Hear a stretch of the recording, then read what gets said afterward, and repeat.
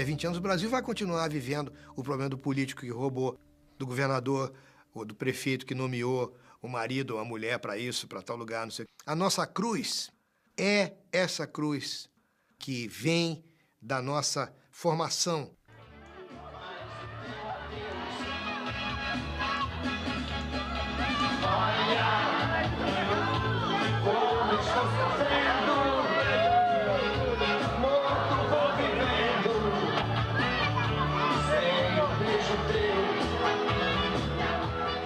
O que é isso que a gente chama de Brasil? Que objeto é esse? Como que isso pode ser descrito? Como é que você constrói uma identidade? Então eu peguei alguns temas que me pareciam relevantes, e aí entra a comida, entra a música, essas coisas do cotidiano, a dança, né? A maneira como você concebe determinadas dimensões do mundo, né? O ódio, o amor, a vingança, né? O bem-estar psicológico, a questão da família como uma instituição que é absolutamente crítica nessa leitura do cotidiano, que caracteriza exatamente a abordagem antropológica que eu aprendi e que eu tento fazer. É diferente da abordagem do historiador social, que é diferente da abordagem do cientista político, é diferente da abordagem, sobretudo, do crítico literário e do economista, que trabalha com materiais nobres, né? O economista trabalha com os índices de produção de produto interno bruto, com índice de produção nacional, quer dizer, aquela riqueza das nações, né? A realeza de um país entre os outros países.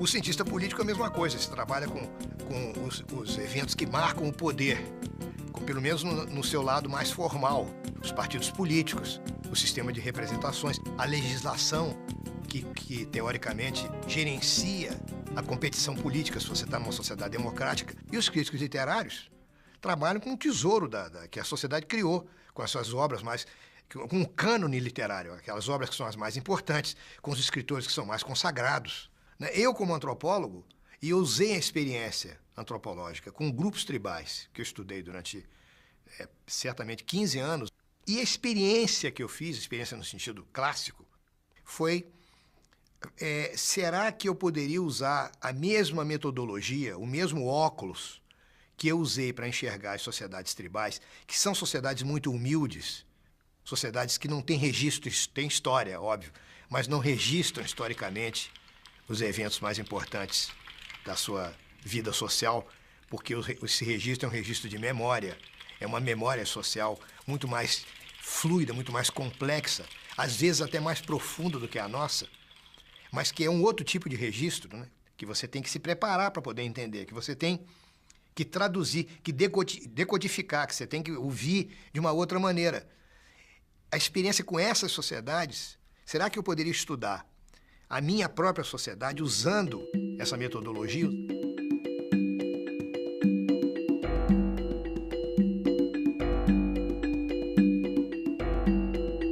Então, como é que eu peguei?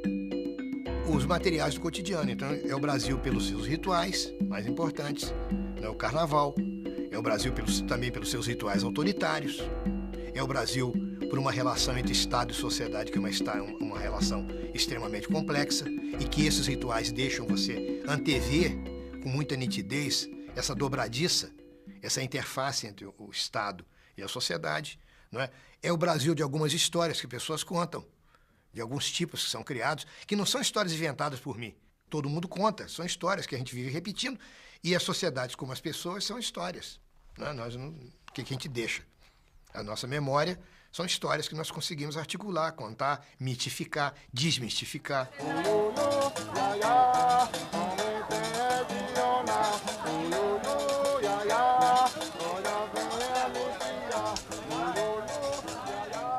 A sociedade sempre foi hierárquica. E é também uma sociedade da igualdade. A igualdade está instituída no plano público, no plano político. E a desigualdade está instituída no plano social, nas regras do coração.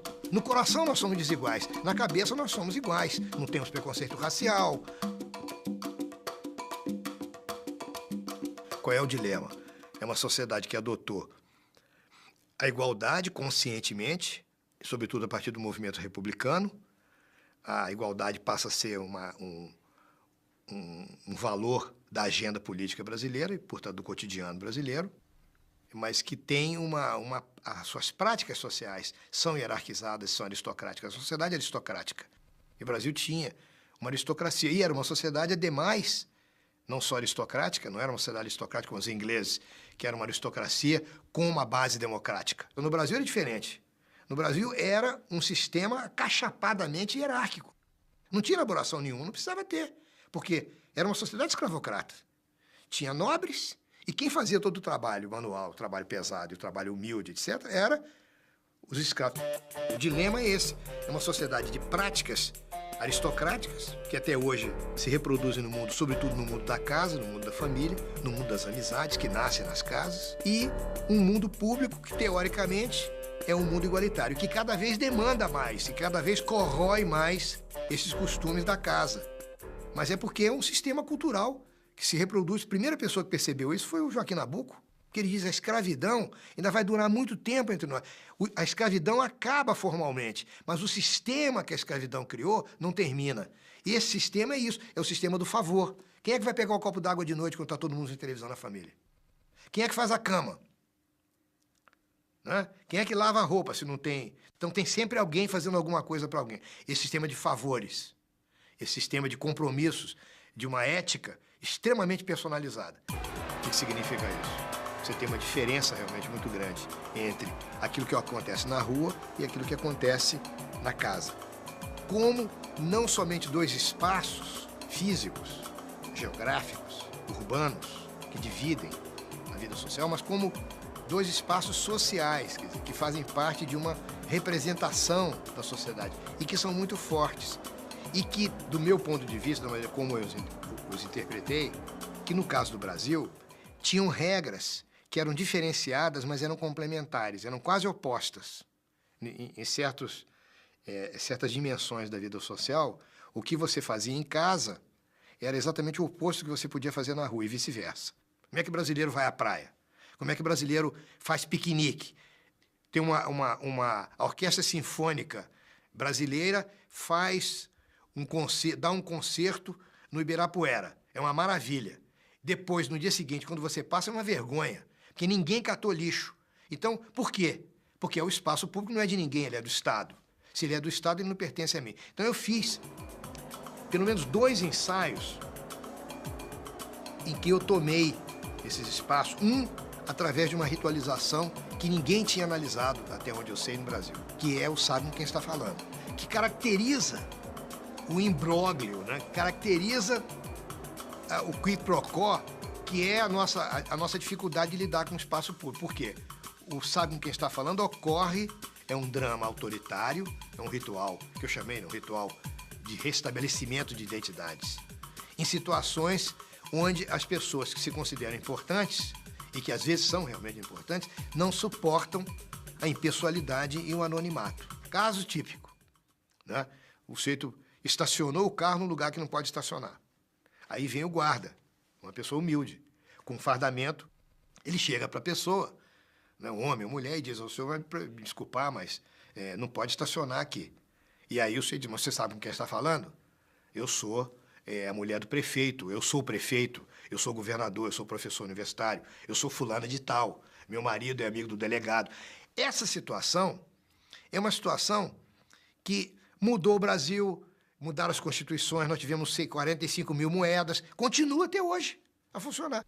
Ele toma o gesto que vai fazer com que ele se transforme num cidadão comum, o gesto de igualdade que o universaliza, quer dizer, a regra que vale para todos, o gesto da isonomia, para ele toma como um insulto.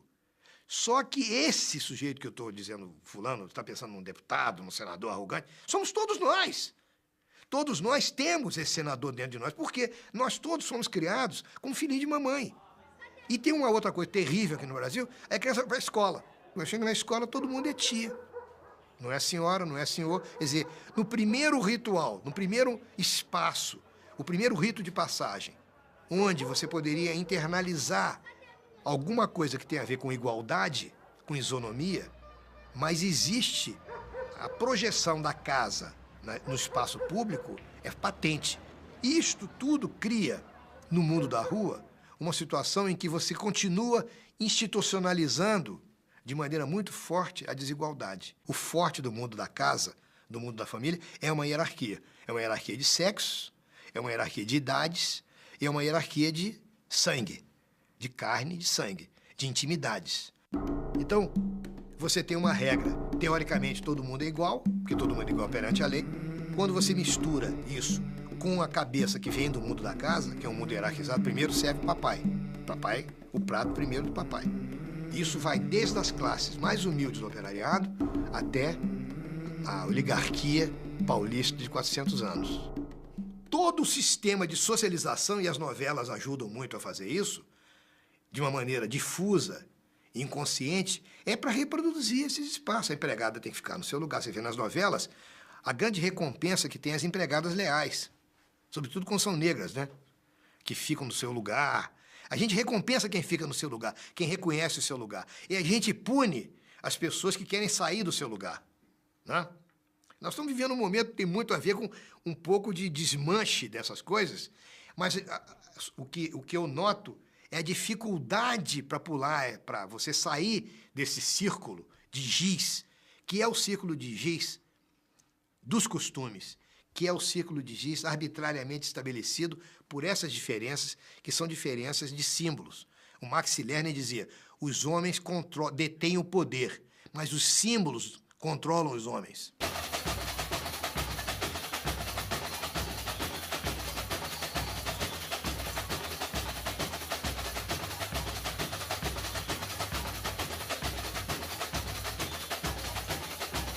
Se você olhar o desfile carnavalesco, é quase que o oposto.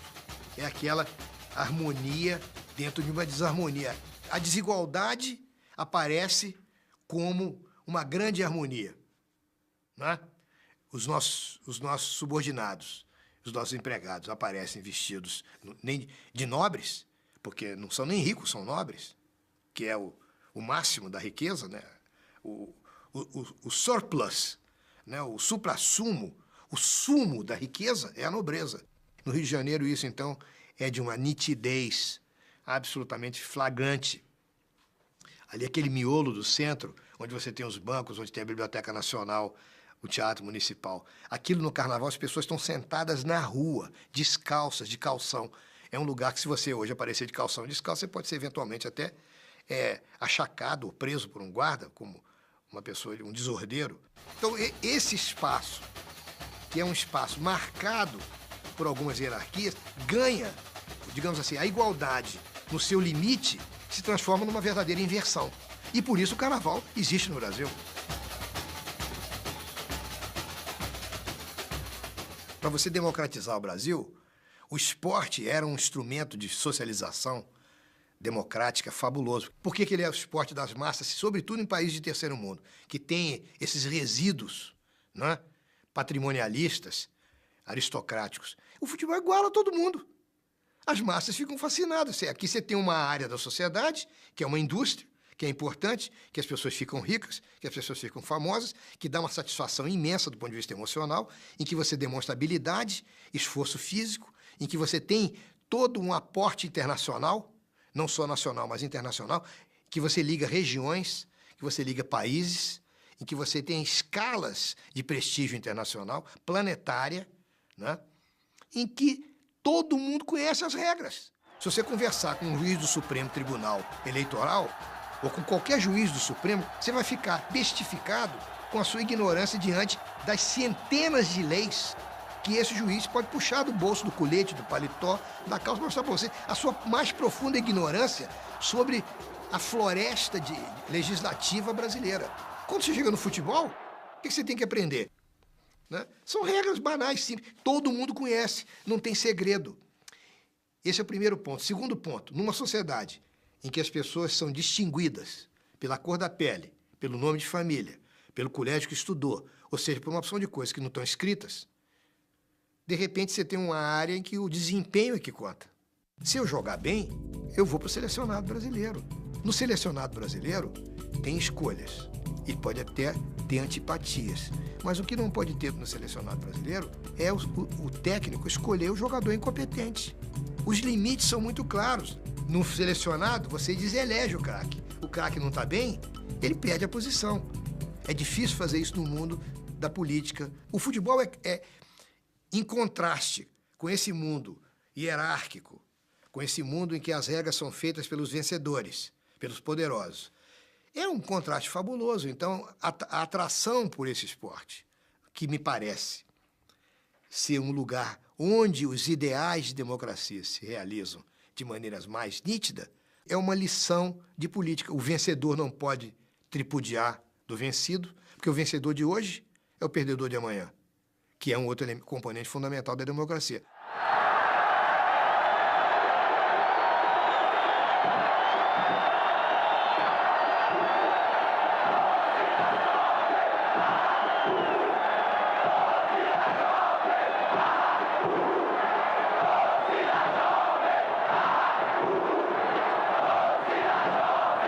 Então, o dilema é esse. Será que nós vamos ter que escolher? Provavelmente não. Mas a gente vai ter que, certamente, aproximar mais a casa da rua. Temos que chegar mais... Não podemos esgarçar, mas separar mais. Quanto mais separa, pior fica. E em todas as regiões onde a casa está divorciada da rua, são as regiões onde o nível de violência... A violência ocorre. É o lugar da violência. É o lugar da subversão ética, é o lugar da subversão moral, é o inferno, é onde você encontra o demônio brasileiro personificado, que é o centro da cidade na hora do rush. É o anonimato puro. Para nós, o que é a cidadania? É essa ponte permanente, essa junção entre o mundo da casa e o mundo da rua. E a superação do dilema só vai acontecer quando nós tivermos consciência dele. A solução é escolher o melhor da hierarquia, que tem a ver com as intimidades, que tem a ver com a generosidade para com os amigos, que tem a ver com os grandes amores, com as grandes mentiras, com as grandes anedotas, as grandes comidas, com a alegria de viver, com o amor pela família, né, de um lado, e de outro lado, grande democracia, todo mundo com salários justos, consciência da exploração do trabalho, que não pode continuar, a consciência de que nós somos uma sociedade que tem tendência para o preconceito. Como é que nós podemos controlar, corrigir isso, acabar com isso, acabar com as diferenças enormes que existem de ricos e pobres. A nossa sina vai ser, provavelmente, lidar com essas duas coisas. E quanto mais consciência nós tivermos desses destinos e abraçarmos esse destino, melhor vai ser a nossa vida social.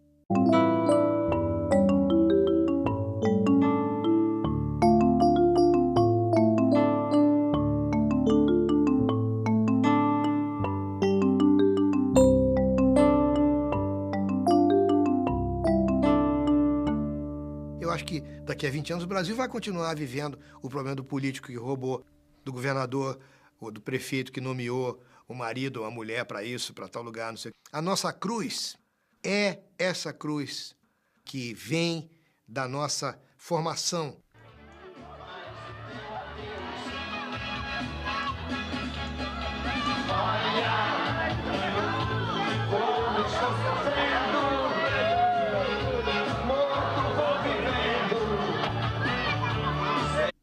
Determinadas dimensões do mundo, né? O ódio, o amor, a vingança, né? O bem-estar psicológico, a questão da família como uma instituição que é absolutamente crítica. Nessa leitura do cotidiano que caracteriza exatamente a abordagem antropológica que eu aprendi e que eu tento fazer. É diferente da abordagem do historiador social. O que é isso que a gente chama de Brasil? Que objeto é esse? Como que isso pode ser descrito? Como é que você constrói uma identidade? Então eu peguei alguns temas que me pareciam relevantes e aí entra a comida, entra a música, essas coisas do cotidiano, a dança, né? A maneira como você concebe